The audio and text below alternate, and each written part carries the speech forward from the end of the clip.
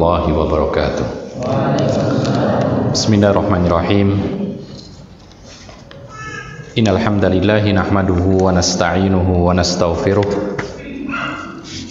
wa na'udzu billahi min syururi anfusina wa min sayyiati a'malina. May yahdihillahu fala mudilla lahu wa may yudlil fala hadiya lahu. Asyhadu an la ilaha illallah wahdahu la syarika lah wa asyhadu anna Muhammadan abduhu wa rasuluh. Allahumma salli wa sallim ala nabiyyina Muhammadin wa ala alihi wa sahbihi wa man tabi'ahum bi ihsanin ila yaumiddin wa sallama tasliman katsira. Amma ba'd. Ikhwan fillah azakumullah, para hadirin dan hadirat yang dimuliakan oleh Allah Subhanahu wa taala. Melanjutkan kajian kita membahas kitab Bulughul Maram, dan kita masuk kepada bab haddus syaribi wa bayanil muskir, penjelasan tentang hukuman pemabuk dan penjelasan tentang apa yang disebut dengan khamr yang memabukkan. Artinya apa kategori dikatakan sebagai khamr, nanti akan kita sebutkan penjelasannya dalam hadits-hadits yang akan kita bawakan. Para hadirin dan hadirat yang dimuliakan oleh Allah Subhanahu wa taala.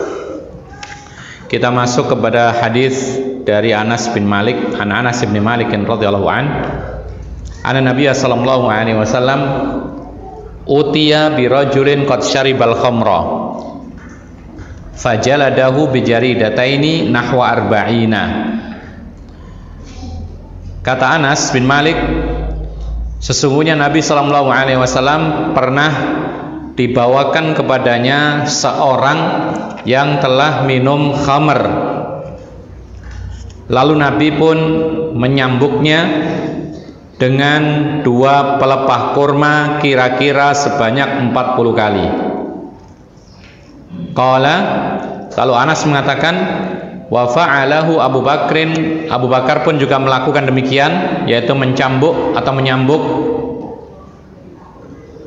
pemabuk atau peminum khamr sebanyak kira-kira 40 kali, yaitu dengan 2 pelepah kurma. Falamma kana Umaru istasyaran nasa faqala Abdurrahman bin Aufin akhaful hududi samanuna fa amara bihi Umaru, muttafaqun alaih. Lalu tatkala pada masa kekhilafahan atau kepemimpinan Umar bin Khattab, maka Umar bin Khattab bermusyawarah dengan manusia.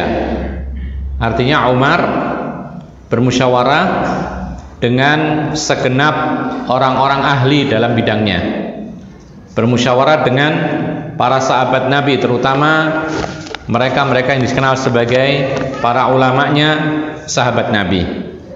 Lalu salah satu sahabat Nabi yang masih ada saat itu, Abdurrahman bin Auf, mengatakan hukuman Allah terhadap kemaksiatan yang paling ringan itu adalah 80 cambukan. Hukuman apa ini? Ya, hukuman apa 80 cambuk kemarin? Tuduhan zina. Kalau zina ghairu muhsan 100 kali cambuk. Kalau zina muhsan, apa hukumannya? Zina. Rajam. Berapa kali rajam? Berapa kali rajam? Sampai mati. Ya. Kalau membunuh diqisas. Ya. Nah, ketika dilihat oleh Abdurrahman bin Auf bahwasanya hukuman yang ditentukan oleh Allah dalam Al-Quran itu paling ringan, ternyata ada hukuman bagi penuduh zina yang tidak bisa membuktikan, yaitu 80 kali cambukan. Diusulkan kepada Umar sebagai Amirul Mukminin, maka Umar pun menerima usulan ini. Kemudian Umar pun memerintahkan bagi para al-fujunya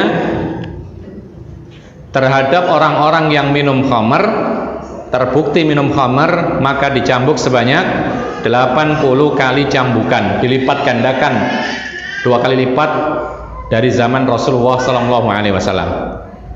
Hadis ini muttafaqun alaih. Kita lanjutkan. Wali Muslimin an Aliin radhiyallahu an fi qissatil Walid ibn Uqbah. Dan ada riwayat hadis dari Ali bin Abi Thalib tentang kisah Al-Walid ibn Uqbah. Dia adalah termasuk peminum. Ya. Maka jalada Nabi sallallahu alaihi wasallam arba'in. Nabi pun menyambuknya sebanyak 40 kali. Wa jalada Abu Bakrin arba'in. Abu Bakar pun juga mencambuk 40 kali. Wa jalada Umar tsamanin. Sementara Umar menyambuk orang yang mabuk karena minuman keras itu sebanyak 80 kali. Kata Ali, wa kullun sunnah. Semuanya itu adalah sunnah Rasul, artinya petunjuk Nabi. Wa hadza ahabbu ilayya, dan yang ini lebih aku sukai, yaitu yang diputuskan oleh Umar, itu lebih aku sukai. Wa fil hadithi anna rajulan syahida alaihi annahu ra'ahu yataqayya'u al-khamra. Faqala Utsman radhiyallahu anhu innahu lam yataqayyaha hatta syaribaha. Di dalam hadis ini ada keterangan lagi bahwa ada seseorang bersaksi kepada Utsman bahwa si fulan itu dilihatnya memuntahkan khamr. Jadi muntah khamr, ya. Maka Utsman pun mengatakan dia ini tidak akan muntah khamr kecuali sudah meminumnya. Tidak akan keluar khamr kalau tidak meminumnya. Maka akhirnya dicambuk. Oleh siapa? Oleh Utsman. Ikhwan fillah azakumullah, sekelumit kisah dan beberapa kisah pada zaman-zaman berbeda ini menegaskan kepada kita demikianlah hukuman orang yang minum khamr. Dan khamr itu didefinisikan oleh para ulama dengan definisi yang sangat bervariasi. Namun kalau kita simpulkan, ya, itu terringkas dalam kalimat yang sangat pendek. Definisi khamr. Apa itu? Mereka mengatakan kullu ma khammaral aqla ala wajhil ladzah. Apapun yang bisa menghilangkan akal dalam kondisi dia menikmatinya, itu menjadi khamr. Sekali lagi, nanti akan masuk banyak perkara, ya, termasuk orang yang ngelem itu termasuk khamr, ya, menghilangkan kesadarannya dalam kondisi menikmatinya. Sampai ada saking tidak punyanya uang sehingga minum apa? Bensin. Dalam rangka untuk apa? Untuk menikmatinya, menghilangkan akalnya. Nah, di sini para ulama mengatakan ketika dikatakan kullu ma khamaral aqla, apapun yang bisa menghilangkan akalnya, tapi dengan catatan dalam kondisi dia menikmatinya. Maka dari sini para ulama mengatakan seperti yang digunakan oleh para ahli medis, yaitu apa namanya, bius, maka ini tidak termasuk. Kenapa demikian? Karena ini satu, karena untuk kondisi darurat. Ini satu. Lalu yang kedua, mereka tidak menikmati. Jadi terpaksa dibius karena tidak tahan sakit, dan mereka pun tidak menikmatinya, sehingga hilang kesadaran tetapi tidak dengan menikmatinya. Berbeda dengan khamr. Maka bius bukan termasuk khamr. Nah, kemudian disebutkan oleh para ulama, maksudnya di sini kullu, semua, apa saja yang menghilangkan akal manusia dalam kondisi menikmatinya, sama saja hukumnya apakah itu diminum atau tidak diminum. Kalau dulu khamr, yang namanya khamr diminum, tapi hal ini khamr itu berlaku sama hukumnya, baik itu diminum atau dikonsumsi dengan cara apapun. Dan itu terus berkembang. Sekarang tidak hanya diminum, tetapi dimakan, dihisap, diapain? Dicium, dihirup, ya, kemudian disuntikkan, ya, dan lain sebagainya, atau dimasukkan ke dalam rokok misalnya. Maka ini semuanya, kalau dia kemudian menghilangkan akalnya sendiri, kemudian dia dalam keadaan menikmatinya sampai akhirnya hilang akalnya, maka itulah yang dinamakan mabuk.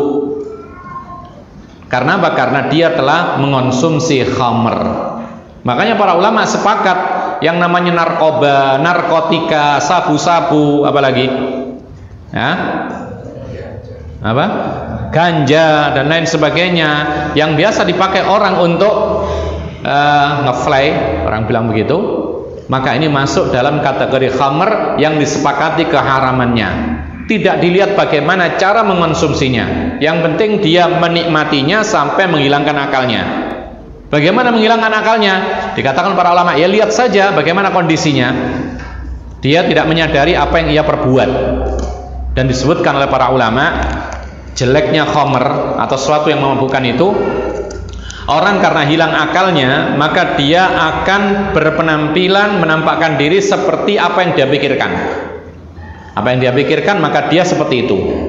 Jadi orang menikmati khamr atau narkoba, dia menghayal menjadi seorang raja, maka dia seolah-olah menjadi raja, sehingga ketika kita lihat aktivitasnya, dia seperti orang nyuruh-nyuruh, ayo ke sana, ayo ke sana, kalimat-kalimatnya seperti memerintah-merintah dan seterusnya.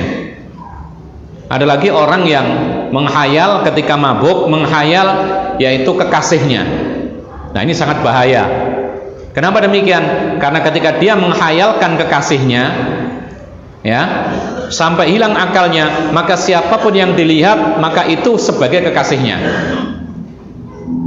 Makanya terjadi perbuatan dosa, perbuatan zina antara seorang anak dengan mahramnya sendiri. Gara-gara apa?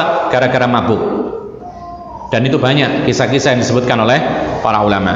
Ma'asyiral muslimin rahimakumullah, keharaman khamar itu disepakati oleh para ulama karena berdasarkan dengan Al-Quran dan hadis Rasul. Sepakat. Jadi tidak ada satupun ulama yang mengatakan khamar itu makruh. Ya. Jadi kalau ada orang ditanya apa hukumnya narkoba, makruh, maka ini pendapat yang ya tidak ada asal usulnya. Karena para ulama mengiaskan semua yang memabukkan dalam kondisi dia menikmatinya, maka itu termasuk khamar meskipun dinamai selain khamar. Dan subhanallah, di dalam sebuah hadis Rasulullah mengatakan nanti suatu saat, yaitu di akhir zaman, akan ada orang-orang yang menamai khamar bukan dengan namanya, dinamai dengan minuman-minuman yang lain, seolah-olah ini adalah bukan khamar, sehingga orang tertipu.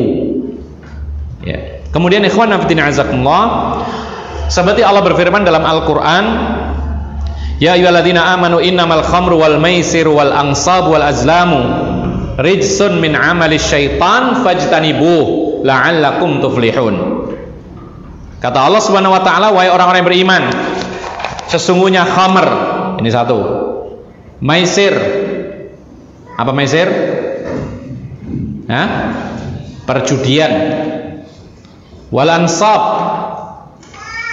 berhala-berhala,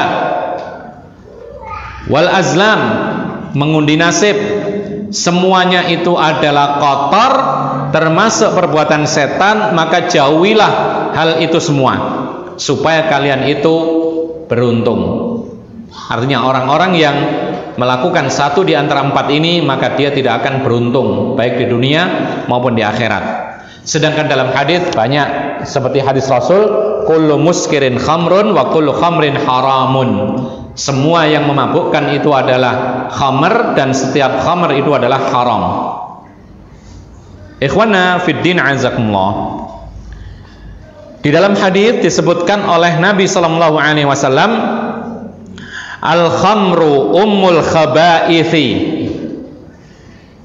Faman syaribaha lam tuqbal salatuhu arba'ina yauman fa in mata wa hiya fi batnihi mata mitatan jahiliyah. Akhrajahu Ibnu Majah bi sanadin sahih. Kata Nabi sallallahu alaihi wasallam, khamr itu induknya berbagai keburukan. Siapa yang meminum khamr, maka 40 hari salatnya tidak diterima. Dan barang siapa meninggal dunia sementara khamr masih ada di dalam perutnya, lalu dia mati, maka matinya mati jahiliyah. Artinya matinya mati ala jahiliyah, menyerupai kaum jahiliyah yang biasa minum khamr. Maka ini salah satu mudarat yang terdapat pada khamr atau apapun yang memabukkan. Nah, kalau seperti ini, mestinya kita ini jangan sekali-kali mencoba. Karena kalau mencoba sesuatu yang memudaratkan itu begitu, nyandu. Kalau seorang itu sekali mencoba, maka sulit untuk melepaskannya. Padahal Nabi SAW menyebutkan bahwa khamr itu adalah induknya berbagai macam kejahatan atau keburukan. Bahkan dalam hadis yang lain Rasulullah mengatakan, barang siapa man syaribaha waqa'a ala ummihi wa khalatihi wa ammatihi. Orang yang minum khamr lalu mabuk, maka dia bisa berzina dengan ibunya sendiri, bisa berzina dengan ibunya sendiri. Seperti tadi kita katakan bahwasanya orang yang minum khamr atau mengonsumsi narkoba itu nanti perbuatannya seperti pikirannya. Kalau dia sedang memikirkan kekasihnya, lalu dia mabuk, melihat orang siapapun, laki atau perempuan, itulah kekasihnya. Maka dari itu, ini rahasianya. Kenapa orang mabuk itu bisa berbuat zina dengan ibunya sendiri? Dipaksa ibunya, bibiknya, atau saudarinya, dan lain sebagainya. Bisa seperti itu. Kenapa? Tadi, orang yang mabuk, hilang akal, maka yang dipikirkan itulah yang dilihat. Oleh karena itu ikhwanna fiddin azakumullah, maka karena besarnya keburukan khamr, para ulama sepakat bahwa khamr adalah mafsadah wala khaira fiha. Khamr itu murni kerusakan akibatnya dan tidak ada satupun kebaikannya. Kalau ditinjau dengan dosa besar dan kemudaratannya, maka andaikan ada orang mengatakan, oh ini manfaatnya bisa menghangatkan tubuh, bisa membuat tenang, tapi mudaratnya lebih besar. Sehingga apa? Sehingga dalam Islam hukum itu dikaitkan kepada yang dominan. Yang dominan. Yang tidak dominan tidak dianggap. Oleh karena itu para ulama juga menjelaskan bagaimana bentuk mudarat yang dikatakan tidak ada kebaikan sama sekali. Mudaratnya khamr, kerusakan akibat khamr itu akan menimpa agama seseorang, kemudian akan menimpa jiwa seseorang, akan menimpa badan seseorang, menimpa akal seseorang, harta seseorang, bahkan keluarganya pun juga mendapati mudarat. Bisa kita perinci satu-satu. Yang pertama, khamr itu membahayakan agama. Kenapa demikian? Karena itu dosa besar. Orang yang mengonsumsi khamr, maka dia jatuh kepada dosa besar, dan itu membahayakan agamanya.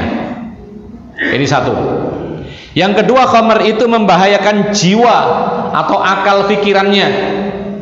Kenapa demikian? Disebutkan oleh para ulama, karena orang yang minum khamr dan keterusan minum khamr, maka rusaklah jiwa dan akal pikirannya. Lama kelamaan dia akan apa? Dia akan memperturutkan hawa nafsunya. Dia juga akan mempunyai jiwa yang malas. Malas bekerja, malas beribadah, malas berpikir. Akalnya pun semakin tumpul karena tidak pernah digunakan. Kemudian juga tulul amani, angan-angannya semakin panjang. Lalu yang paling buruk di situ adalah hubbul ma'siyah. Ujung-ujungnya adalah dia mencintai perbuatan dosa ini. Buktinya apa? Ketika dia hawa nafsunya ingin minum khamar, lalu di sini ada peringatan agama, maka dia lebih memilih meminumnya. Yang ketiga disebutkan oleh para ulama, mafsadat juga merusak juga akal. Akal. Ya. Jadi orang itu kalau tadi jiwa, ujung-ujungnya sampai mencintai kemaksiatan dosa, akal juga demikian, menumpulkan akalnya, daya pikirnya kurang, lambat, bahkan suatu ketika mati akal pikirannya. Makanya para aparat kepolisian yang bagian narkoba itu menjelaskan kepada kita dahulu beberapa tahun yang lalu, mengadakan pengarahan kepada santri. Itu diantara yang kita bisa petik faedahnya adalah orang yang kecanduan narkoba itu tidak ada kebaikan, rusak semuanya. Ya, kalau tidak fisiknya rusak, maka jiwanya rusak. Kalau over, maka bisa mati. Kalau tidak demikian, penjara. Jadi nggak ada kebaikan sama sekali. ketangkep penjara. Kalau nggak ketangkep mungkin akalnya yang kurang. Kalau over bisa mati, overdosis, kemudian gila atau lambat berpikir, semuanya mudarat. Dan ini benar sesuai dengan apa yang dikatakan oleh para ulama. Kemudian juga ikhwan abdin azakumullah, dan khamr itu adalah juga melemahkan badan atau fisik. Sekali lagi ini juga termasuk yang disampaikan oleh mereka ahlinya, ya, bagian narkoba. Mereka menyampaikan orang kalau kecanduan narkoba dengan orang yang sehat walafiat berbeda, secara fisik sudah berbeda, kelihatan bagaimana fisiknya itu tidak sehat, bagaimana matanya itu kelihatan tidak cerah, bagaimana kemudian kusam kulitnya, bagaimana yaitu kemalasan dalam bergerak dan seterusnya, banyak. Bahkan subhanallah sebagian mereka mengatakan bahwasanya orang kalau kecanduan narkoba atau tidak, ketika bersalaman itu ketara. Jadi ada suhu badan tertentu yang mengindikasi, bukan bukti ya, mengindikasikan bahwa dia ini sedang memakai narkoba. Jadi ketika disalami kemudian ketahuan, atau ada indikasi oh ini memakai, kemudian dicek ternyata iya. Dan beliau sempat menceritakan ada orang yang dikenal baik, ya, itu cerita dengan kita, dikenal baik, bahkan dia punya murid-murid ngaji. Kemudian tetapi ada laporan bahwa diduga demikian dan demikian. Lalu sang aparat ini bertamu, ya, alasannya silaturahmi, kemudian sekali bersalaman sudah merasa ada sesuatu yang tidak beres. Akhirnya kemudian terus terang minta dites urinnya, ternyata ketahuan positif. Jadi ketahuan dari fisiknya aja ketahuan bagi orang yang ahli dalam hal ini. Kemudian ikhwan fillah azakumullah, bahkan juga memudaratkan harta. Harta kita jadi habis. Kalau kita naudzubillah min dzalik membeli sekali saja narkoba, maka kita tidak akan bisa berhenti kecuali dengan izin Allah.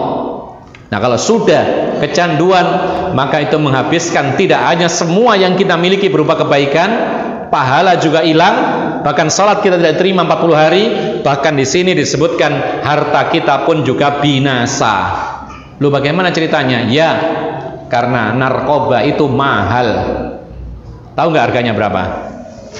Hah?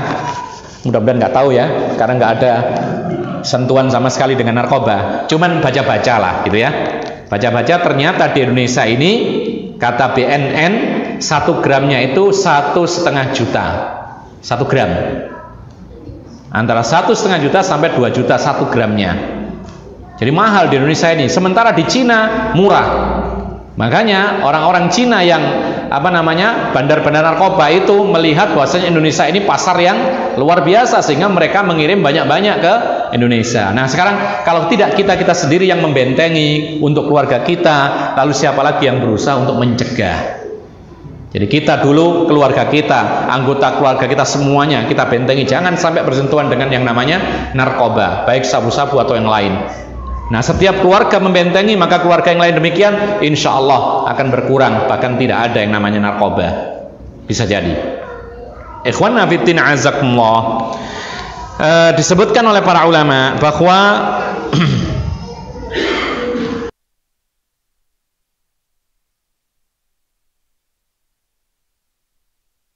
di antara mudarat yang lain dari narkoba atau khamar, maka orang-orang yang terbiasa mengonsumsi narkoba, maka dia lebih mudah terserang penyakit karena tidak kuat badannya, imunnya menurun, sehingga ketika ada penyakit apapun mudah terserang. Makanya mereka cepat mati. Kalau mereka ini pengguna atau pecandu narkoba, itu kalau ada sedikit penyakit dia cepat tertular. Kenapa demikian? Tadi narkoba ini menyerang tubuh, kekebalan tubuh diserang, sehingga ketika ada virus apapun mudah dia memasukinya. Ikhwan fillah azakumullah, maka seorang yang berakal itu tidak rela ada saudaranya yang hilang akalnya. Seorang yang berakal itu tidak rela ada saudaranya hilang akalnya. Ambil contoh, atau dengan bahasa yang lain, kalau ada saudaranya tiba-tiba hilang ingatan, ya, pikun misalnya, tidak rela kita ini. Kita akan berusaha mengobatinya karena dia masih muda. Kita tidak rela kalau ada anggota keluarga kita ini tiba-tiba gila, ya. Kita tidak rela ketika ada anggota keluarga kita ini kemudian mengidap penyakit apa yang lupa ingatan itu? Amnesia. Kita nggak rela, kita berusaha untuk mengobati. Nah, ketika kita melihat saudara kita dalam kondisi hilang ingatan, kita tidak rela dan kita berusaha mengobatinya. Lalu bagaimana ada orang yang rela dirinya sendiri dengan mengonsumsi narkoba, hilang ingatan, ditertawakan anak kecil? Dia sendiri yang menyengaja. Jadi akalnya sudah terbalik. Jadi ketika melihat saudaranya hilang ingatan karena penyakit, dia tidak rela, dia berusaha untuk mengobati sekuat tenaga dan semampunya, lalu kemudian mencari barang haram untuk dikonsumsi, sengaja hilang ingatan, kemudian jalan sempoyongan, ucapan yang ngalor ngidul, ya kan? Kemudian melakukan aktivitas seolah-olah dia sebagai raja dan lain sebagainya, lalu anak-anak kecil mentertawakannya. Kok dia rela gitu loh.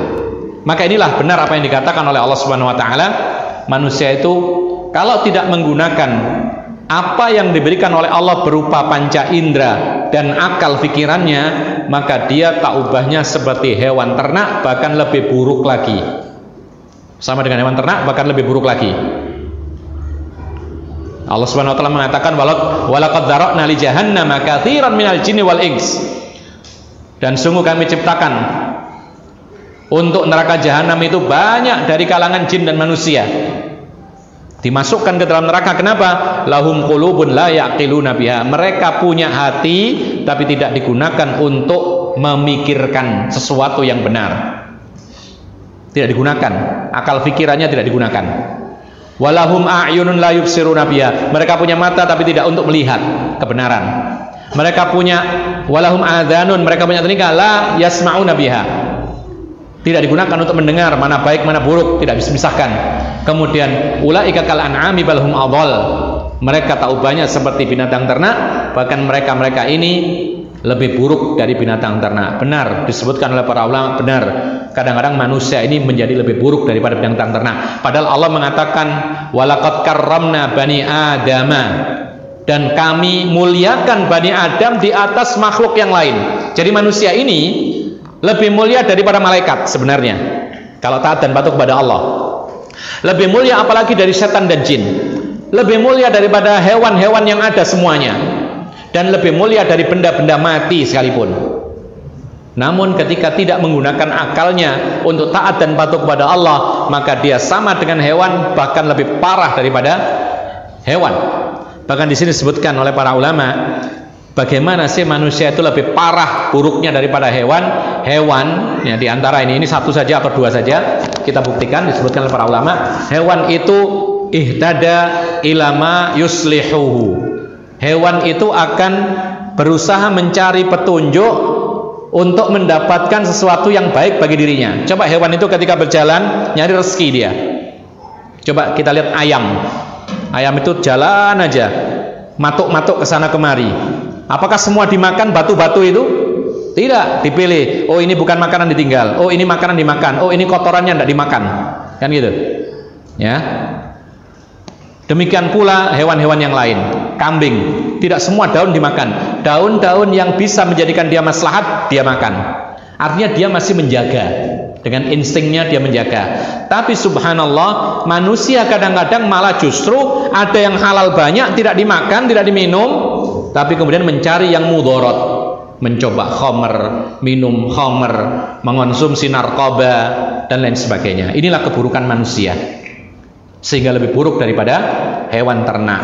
Tapi kalau seorang manusia itu taat dan patuh kepada Allah, maka dia menjadi makhluk yang paling utama dibandingkan semua makhluknya, bahkan lebih utama, lebih mulia daripada malaikat. Kenapa demikian? Karena malaikat tidak diberikan hawa nafsu, sementara manusia diberikan hawa nafsu. Kemudian manusia sempat berjuang melawan hawa nafsunya, kemudian dia tetap terus taat kepada Allah, maka dia mendapat kemuliaan karena dia dicoba, diuji oleh Allah dengan hawa nafsu, sementara malaikat tidak.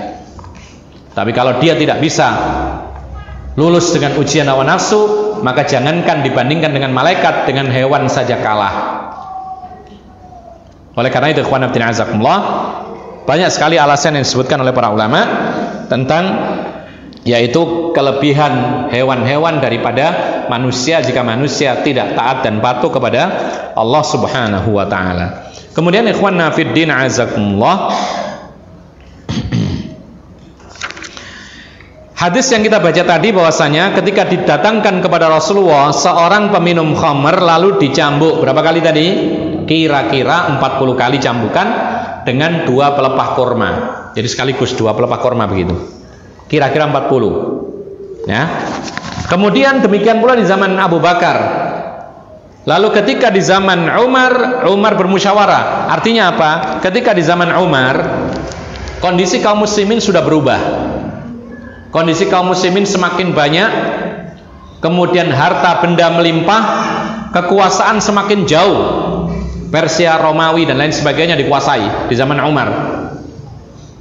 Maka banyak orang-orang Islam yang tadinya miskin menjadi kaya, terbentang luas harta benda, sehingga kadang-kadang orang-orang kaya itu karena dia punya harta kadang-kadang tergoda sehingga dia mulai mencoba-coba khamr. Makanya ketika pada zaman Umar bin Khattab, orang-orang Islam yang minum khamr jika dibandingkan pada zaman Nabi dan Abu Bakar itu lebih banyak pada zaman Umar. Padahal sudah dicambuk 40 kali mereka tidak jerah.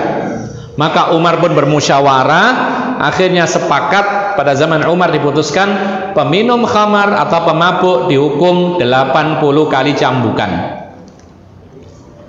Dan itu disetujui oleh para sahabat semuanya, seperti Ali bin Abi Thalib juga memilih apa yang diputuskan oleh Umar ibn Khattab radhiyallahu anhu. Oleh karena itu ikhwan fillah azakumullah, terjadi perbedaan pendapat di kalangan para ulama, hukuman pemabuk itu apakah had atau ta'zir. Had itu hukuman yang telah ditentukan oleh Allah, kalau ta'zir itu terserah penguasa, itu ta'zir. Saya lagi, terjadi perselisihan pendapat, apakah hukuman pemabuk itu had, yaitu ya telah ditentukan oleh Allah sekian, ya seperti zina, kemudian membunuh, kemudian mencuri, itu semuanya had karena ditentukan oleh Allah.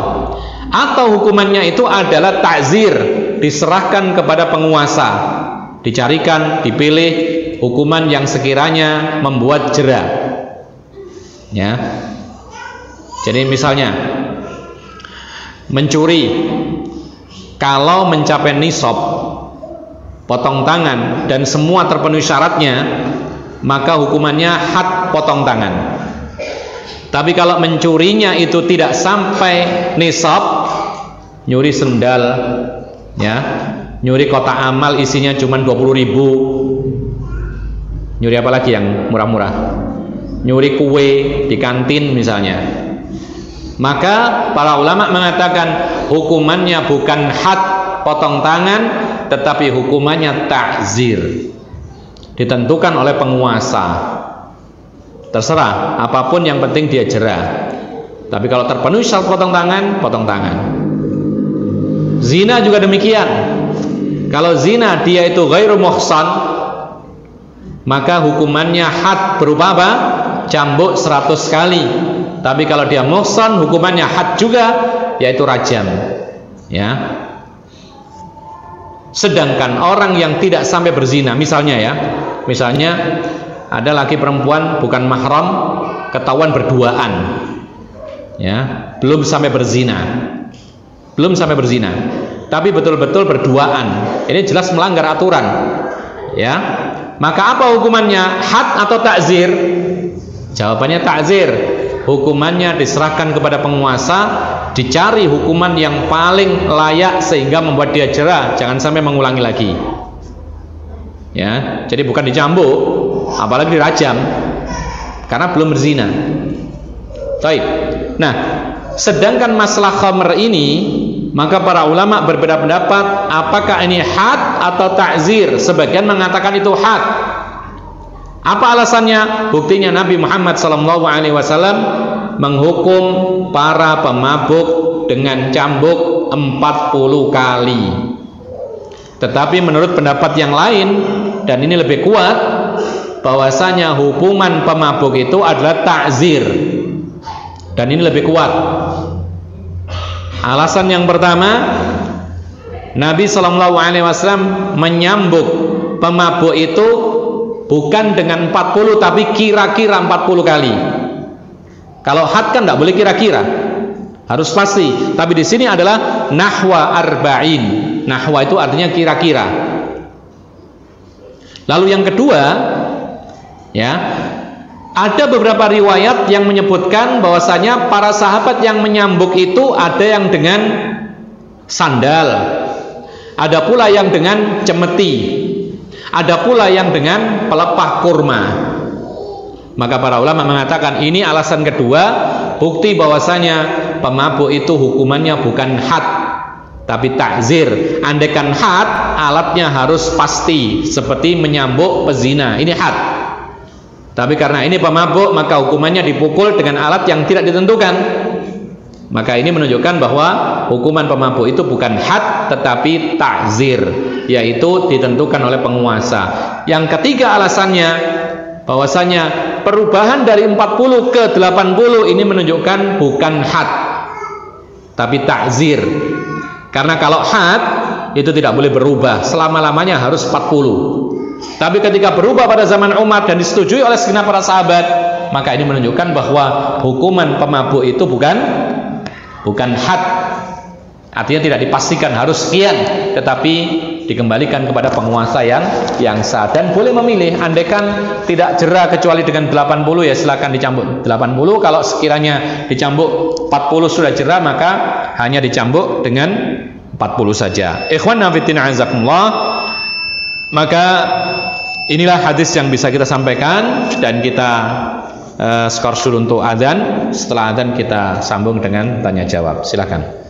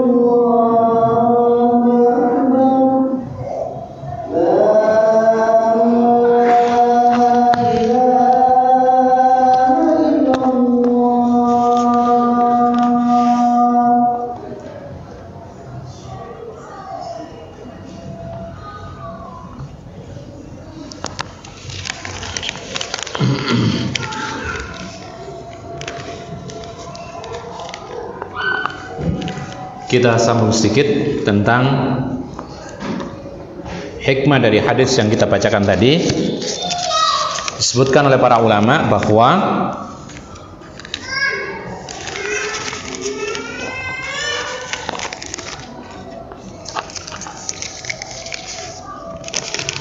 hukuman yang diterapkan kepada peminum khamar itu menjadi sebuah keharusan apabila terbukti pelakunya benar-benar meminum khamar, atau kalau bukan khamar maka mengonsumsi khamar. Termasuk diantaranya adalah narkoba. Jadi harus terbukti. Kemudian di antara bentuk bukti bahwa seorang itu telah mengonsumsi khamar ketika didapati dia memuntahkan khamar. Nah, dia ngomong, ditangkap, kamu mabuk ya? Tidak, memang tidak mabuk. Tapi kemudian setelah itu dia muntah. Yang dimuntahkan adalah khamar. Maka seperti ini para ulama menghukumi sebagai pemabuk atau peminum khamar, dan dia berhak untuk dihukum. Demikian pula yang kedua, meskipun berlalu misalnya dia minum khamar lalu kemudian mabuk lalu selesai, kemudian tidak ditangkap, lalu kemudian ada dua orang bersaksi dan dua orang ini terpercaya bersaksi bahwa si fulan ini mabuk atau minum khamar, maka ketika persaksian itu diterima, sahlah orang tersebut yang dilaporkan sebagai pemabuk meskipun sudah lewat. Lalu yang ketiga, dihukumi sebagai pemabuk kalau dia mengaku. Dia datang kepada penguasa, dia mengaku telah mabuk, minta disucikan, yaitu dosanya dengan hukuman. Karena hukuman itu ketika diterapkan di dunia, maka Allah akan mengampuni dosanya dan tidak akan diulang oleh Allah Subhanahu wa taala. Ikhwan wa azakumullah, kita lanjutkan dengan sesi pertanyaan. Bagaimana cara menghilangkan candu? Di sini canda, candu dari maksiat. Kira-kira candu atau canda ini? Nah, kalau tulisannya canda, baik, kita husnudzon ini adalah candu, karena memang maksiat itu menyandu. Bagaimana kita menghilangkannya? Memang harus ada usaha. Innallaha la yughayyiru ma biqaumin hatta yughayyiru ma bi anfusihim. Allah tidak akan merubah seseorang kecuali dia mau berubah. Kalau dia tidak mau berubah dan tidak memulai perubahan, maka selama-lamanya dia bergelimang kepada atau di dalam kemaksiatan. Ya sudah, sekarang hentikan, taubatan nasuha. Kemudian sekarang dihentikan, berjanji kepada Allah tidak akan mengulangi lagi. Kemudian menyesali perbuatannya. Ya, terus menerus. Yang kedua, banyak-banyak belajar agama sehingga tahu ini haram, ini halal, sehingga dia tahu hukumannya sekian-sekian, kemudian pahala orang yang menghindarinya luar biasa demikian dan demikian. Kemudian yang ketiga, banyak-banyak dekat dengan orang-orang saleh. Orang saleh itu menasihati kebaikan. Kalau orang yang tidak saleh mengajak kepada keburukan. Cari lingkungan-lingkungan yang berusaha untuk mendekatkan diri kepada Allah Subhanahu wa taala. Lalu yang ketiga, berdoa, Allahumma inni ala dzikrika wa syukrika wa husni ibadatika. Astaghfirullah wa atubu ilaih. Terus menerus diucapkan. Ya. Berdoa banyak-banyak kepada Allah Subhanahu wa taala supaya betul-betul menjadi orang yang bertaubat. Orang yang pergi ke dukun tidak diterima salatnya selama 40 hari, ya, dalam hadis demikian. Lam tuqbal lahu salatun arba'ina yauman. Bahkan dalam sebuah hadis, siapa yang datang ke dukun kemudian membenarkan perkataan dukun, maka faqad kafara bima unzila ala Muhammadin sallallahu alaihi wasallam. Dia telah ingkar kepada apa yang diturunkan kepada Nabi Muhammad, karena apa yang diturunkan kepada Nabi Muhammad itu adalah qul la ya'lamu man fis samawati wal ardil ghaiba illallah. Katakanlah, tidak ada satupun yang tahu tentang gaib, baik yang di langit maupun di bumi. Nah, ini sekarang membenarkan perkataan dukun yang mengklaim tahu gaib, maka ini termasuk kekufuran. Lalu bagaimana jika ada orang yang menggunakan jimat pengasihan namun dia tidak pergi ke dukun? Apakah salatnya tidak diterima? Kalau masalah ini, ya, itu disyaratkan datang, ya. Tetapi para ulama mengatakan meskipun tidak datang tapi tanya lewat telepon, sama saja. Ya, atau misalnya membaca ramalan-ramalan, sama saja. Itu mewakili datang kepada dukun. Jadi sama saja tidak terima salatnya 40 malam lamanya. Cuman para ulama mengatakan bahwa maksud tidak diterima salatnya ini bukan berarti batal salatnya, bukan. Ya, sehingga yang benar adalah orang yang terlanjur ke dukun harus taubat. Kemudian dia tetap salat setiap hari. Karena kalau dia tidak salat dengan meyakini tidak diterima salatnya, berarti lebih banyak lagi dosanya. Sudah ke dukun tidak salat lagi. Ya, maksudnya di sini adalah karena besarnya dosa maka seolah-olah tidak sah salatnya dan Allah tidak memberikan pahala. Tapi salatnya tetap sah, sekedar sah, dan itu kewajiban. Itu maksudnya. Ya, sekali lagi, hukuman seperti ini bukan berarti kemudian tidak usah salat, tetap salat. Kalau dia tidak salat maka bertambah lagi dosanya. Dosa meninggalkan salat. Tapi karena besarnya dosa, maka seolah-olah pahalanya, atau karena besarnya dosa maka pahalanya tidak diterima oleh Allah Subhanahu wa taala. Tidak diberikan pahala oleh Allah Subhanahu wa taala, dan salatnya itu hanya menggugurkan kewajiban saja. Bagaimana caranya? Kita bersedekah akan tetapi tidak mempunyai harta untuk disedekahkan. Gimana ini? Gimana caranya? Nah, bagus. Sedekah itu tidak harus dengan harta. Apa sih artinya sedekah itu? Sedekah itu membuktikan keimanan kepada hari akhir. Dengan apa saja? Di antaranya adalah dengan harta. Ya, kalau tidak dengan harta, dengan apa? Tenaga. Bukankah kita misalnya ada suatu pembangunan masjid, kita tidak berhak bersedekah dengan harta, tapi kita ikut membantu membangun, kerja bakti, tidak mengharap bayaran, maka itu pun juga sedekah, tapi bukan harta tapi tenaga. Ya. Atau mungkin misalnya kita ini sedekah berupa apa? Berupa kalimatut thayyibah. Karena semua kalimatut thayyibah itu adalah sama dengan sedekah. Tersenyum, Rasulullah mengatakan tabassumuka fi wajhi akhika shadaqah. Kalau engkau tersenyum berhadapan dengan seorang saudaramu semuslim satu agama, maka itu adalah sedekah. Intinya adalah sedekah tidak harus dengan harta. Ya, Allahu a'lam. Tadi disebutkan apabila seorang minum khamr maka tidak diterima salatnya 40 hari. Namun jika dia bertaubat dengan sebenar-benarnya dan berusaha hijrah, apakah salatnya tetap ditolak 40 hari? Tadi kita katakan bahasanya maksud tidak diterima salatnya adalah tidak diberi pahala oleh Allah. Karena besarnya dosa sehingga dia salat 40 hari itu seakan-akan tidak salat, hanya menggugurkan kewajiban saja dan dia tidak berpahala. Tetap dia salat dan memang harus taubat. Jadi kalau dia tidak taubat maka dosanya terus mengalir. Tapi kalau dia taubat, tetap sholat, maka insya Allah akan dihapus dosanya. Allahu a'lam. Di luar pembahasan, apa hukumnya orang yang memiliki hutang akan tetapi tidak dibayar padahal ia udah mampu untuk membayar hutang? Ini termasuk zalim. Rasulullah mengatakan matlul ghaniyyi dzulmun yuhillu 'irdahu wa 'uqubatahu. Menunda-nunda bayar hutang ketika dia sudah mampu, ya, asalkan sudah mampu. Kalau belum mampu maka dia minta udzur, ya, hampiri orang yang berhak kemudian minta maaf, saya belum bisa bayar, bagaimana ini? Kalau dia memaafkan bagus, apalagi kalau dia melunaskan, ya sudah saya lunaskan, anggap lunas, bagus lagi, ya. Tapi kalau dia mengatakan ya sudah sebulan lagi ya itu harus ditepati. Yang nggak bagus itu menghilang. Kalau sudah waktunya bayar lalu kemudian dia tidak mampu, menghilang. Ya, biasanya ngaji malah nggak ngaji, biasanya sholat berjamaah malah enggak. Nah, ini yang buruk ini. Mestinya dia datang kepada orang supaya nggak suudzon orang itu. Ya, apalagi pula-pula lupa. Nah, ini bahaya ini. Dia tidak akan masuk surga karena hutang meskipun sedikit apabila dia meninggal dunia. Maka kewajibannya adalah membayar. Dan kalau dia tidak bayarkan padahal dia mampu, maka ini termasuk kezaliman. Rasulullah mengatakan inna dzulma dzulumatun yaumal qiyamah. Kezaliman satu itu menjadi kegelapan di hari kiamat kelak. Apakah dengan mencicipi khamr atau akan membuat ibadahnya tidak diterima selama 40 hari, tidak sampai mabuk? Di sini para ulama mengatakan bahwa yang penting itu khamr atau bukan. Sedikit banyaknya sama. Ya, qaliluhu haram wa katsiruhu haram, kata Rasulullah.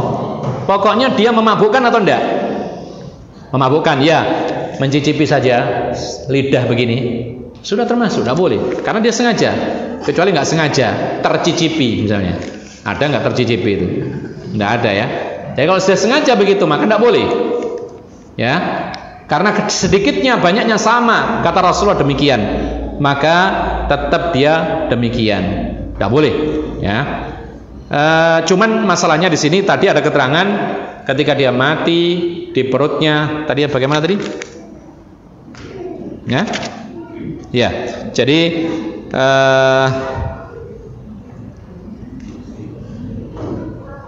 ya. Saya pernah mendengar bolehnya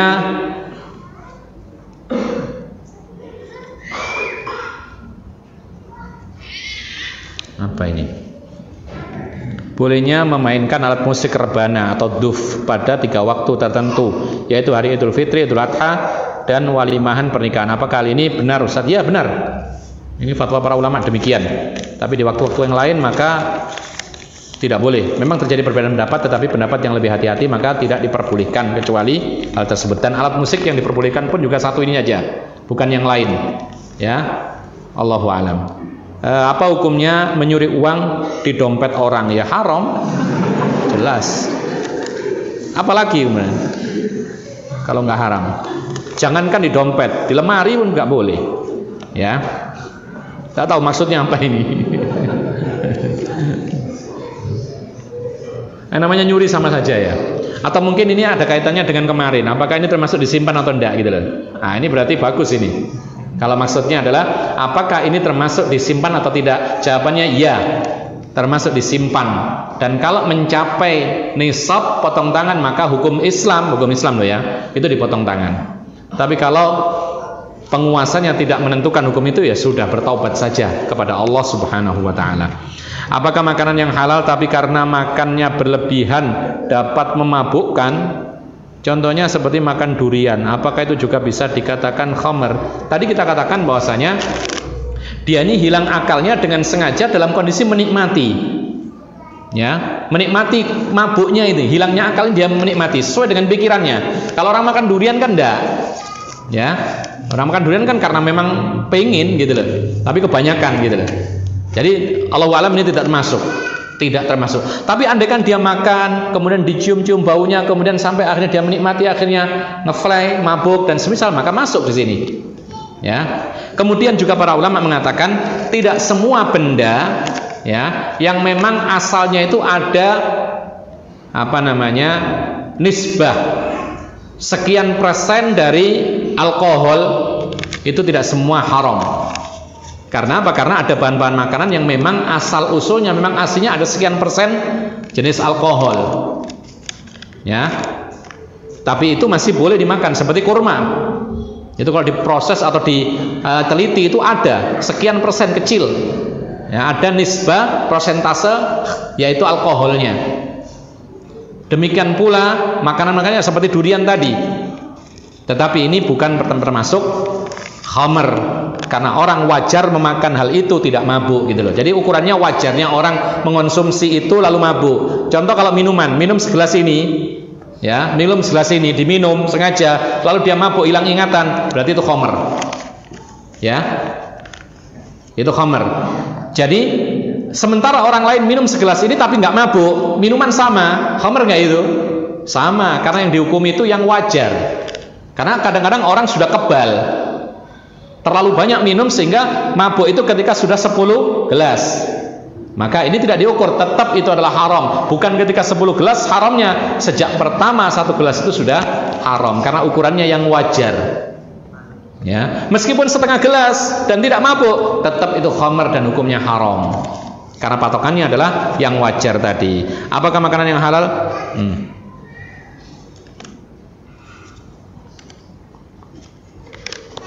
Apakah semua hukuman yang ada di dalam atau di negeri kita takzir, baik itu bagi pezina, pencuri dan lain-lain? Jazakumullah khair. Kita katakan bahwasanya kita sebagai manusia biasa, rakyat biasa itu mengetahui bahwasanya ada hal-hal yang mestinya itu ada hukuman had di negeri kita tapi tidak dilakukan. Nah, seperti ini kita katakan berarti tidak terpenuhi salah satu syarat menegakkan hukuman itu, yaitu hukmul hakim, keputusan penguasa yang sah ini yang tidak terpenuhi. Sehingga apa? Sehingga tidak boleh diterapkan hukuman-hukuman seperti rajam, kemudian cambuk, kemudian potong tangan, qisas, tidak bisa kita terapkan sendiri-sendiri. Karena yang memutuskan harus penguasa yang sah. Ya, kalau tidak diputuskan oleh penguasa yang sah, tidak ada kewajiban kita untuk menggunakan atau menerapkannya. Assalamualaikum. Waalaikumsalam warahmatullahi wabarakatuh. Sudah tadi. Bagaimana solusi dengan orang yang gemar atau suka berhutang? Gali lubang, gali lagi lubang, ya, bukan tutup lubang lagi, gali lubang, menggali lagi lubang. Karena kondisi kehidupan dahulu yang tercukupi, sedang sekarang serba kurang. Ini ujian ya dari Allah Subhanahu Wa Taala. Allah hendak menguji kita. Dulu ketika hidup dengan serba kecukupan, dia mau membeli apa saja keturutan. Tapi ketika diuji dengan kekurangan, maka ternyata siap atau tidak dia ini. Maka mestinya dia sabar dengan hal ini. Kalau memang harus berhutang, maka untuk kepentingan-kepentingan yang sifatnya itu mendesak, makanan pokok, kebutuhan-kebutuhan seperti pekerjaan dan semisalnya, ini boleh. Tapi selebihnya bertahan, jangan sampai berhutang. Kalau seandainya kita berhutang, maka harus ada niatan untuk membayar. Ketika kita berniat untuk membayar, maka insya Allah kita akan ada usaha, dan insya Allah Allah akan memudahkan. Karena dalam hadis Rasulullah SAW mengatakan, barang siapa berhutang dan dia niatnya ingin membayar, maka pasti Allah akan memudahkan dia membayar. Tapi kalau ada orang berhutang di niatnya tidak ingin membayar, maka pasti akan dipersulit oleh Allah Subhanahu wa Ta'ala.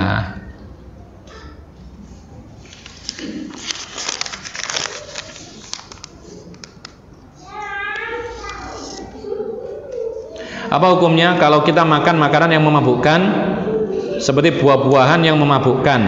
Apakah sama hukumnya dengan mengkonsumsi khamar? Sekarang dilihat dulu ya, dipastikan dulu apakah dia memabukkan atau tidak. Seperti satu buah begini, apakah dia memabukkan atau tidak? Itu dipastikan dulu. Dimakan orang mabuk, berarti itu memabukkan, berarti nggak boleh dikonsumsi. Tapi kalau hanya katanya, maka tidak bisa dijadikan sebagai patokan hukum. Kecil sekali ini ya. Baik, kita cukupkan sampai di sini. Mudah-mudahan bermanfaat. Wa akhiru da'wana alhamdulillahirabbil alamin. Wa sallallahu ala nabiyyina Muhammadin wa ala alihi wa sahbihi ajma'in. Subhanakallahumma bihamdika asyhadu an la ilaha illa anta astaghfiruka wa atubu ilaik. Assalamualaikum warahmatullahi wabarakatuh.